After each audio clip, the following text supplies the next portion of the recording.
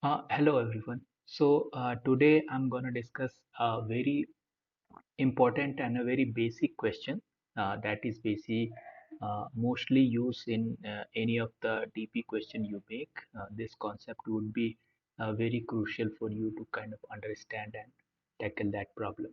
So this problem is target sum problem, where you are given an array and you are also given a target number, and you have to basically tell how many subsets you can make from this array whose sum would be equal to the target 10.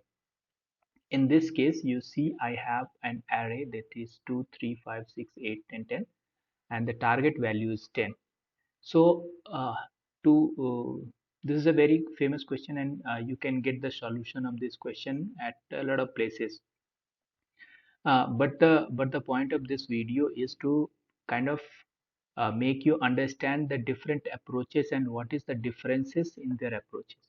So you would come across two approaches. One is the recursive approach, and then apply the memorization in it, and another one is top-down approach, where you initialize the DP with the 111 and 000, and then do the calculation. Okay, so I would show you the differences, like what happens in the by both the ways. First, we'll start with the recursive ways. So in the recursion, let's say we have a target 10. So I started with 10, and the number of size of the array is 6.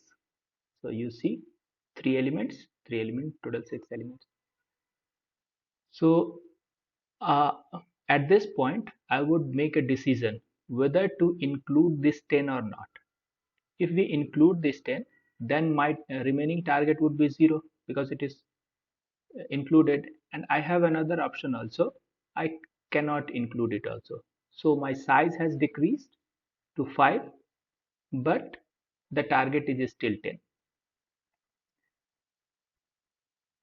Once we in the base condition, you can find the code in the description. So you can see in the base condition, if the target becomes 0, that means we return 1, and we add this, basically whatever coming from the left and whatever coming from the right, we add those things, and then return the final sum. So this is basically the logic of it. If the target is greater than ni, so here the target was 10, and the array of ni, like the last element of that particular size, if it is greater than equal to, then we take both the condition, either to include it or not include it, and if it is less, then we don't include it, obviously, and we do the addition. So and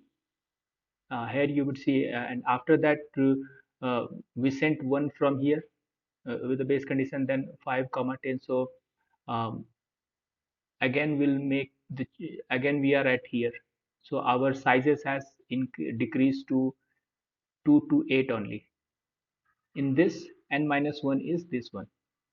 So we'll check whether 10 is greater than 8. Yeah, it is greater than 8. So 8 to we decrease, like subtract 8 from 10, remaining is 2, and the other option is I don't include it. So basically, when I subtract it, it means that that number is included, and size would decrease. So the size has become 4. So now the size of 4. So until 2 to 6 only, the remaining is.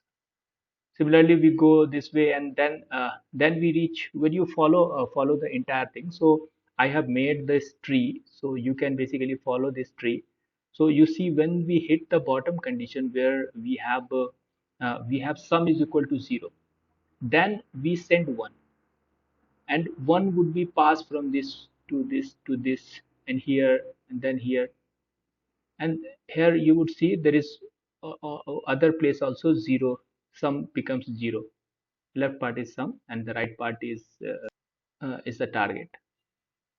So these all would be added. So one would come from this path, this one would come from this path, and this one, like the next would happen is one uh, 1 would be raised to 0 and the total target would become 0. So there is one more step here. And so you would see that there are three subsets which sum would be equal to 0. But in this approach, in this recursive approach, you would you would only get the answer for 10, like this one. You would not get these answers, like what if the sum is 5. If the sum is 5, then how many subsets are there whose sum is 5? So these 2, 0, 1 and 3, these you would not get. You would get these numbers only when you do the top down approach. In top down approach, you'll have to make a DP array, a 2D array, and then initialize it with 1, because if the sum is 0, then any number of these are the index basically. If the size of the array is 0 also, and you have to make sum as 0, then it is also possible. So 1. If the size of the array is 1, and you have to make sum as 1, then it is also sum as 0, then it is also possible, because 0 sum can also be possible, because that's a trivial case.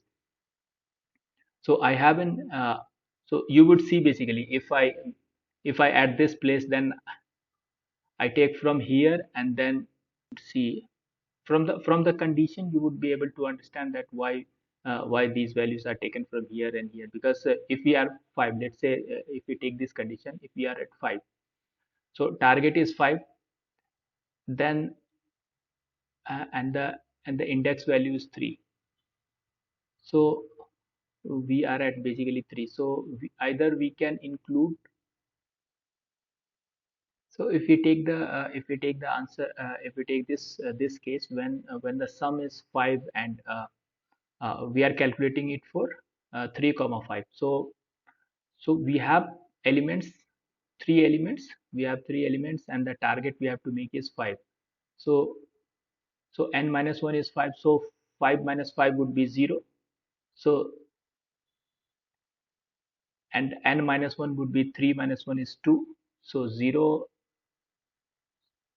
so 0 comma 0, so this would be this place. And if we don't include it, then just the above one. So this one is coming from this place, and another one is coming from this one, like 2 comma 0.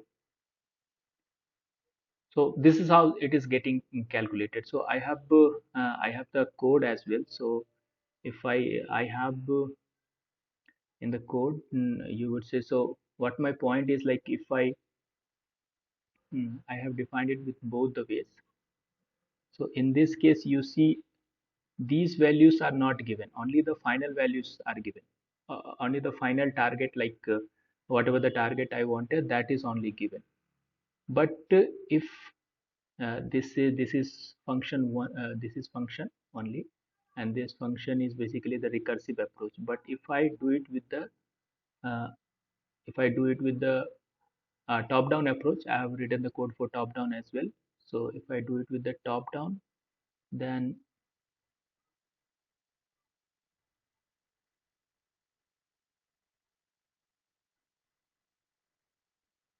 you would see, like, uh, for all other values, so for all intermediate sums, you would get the answer. So that is it. Thank you.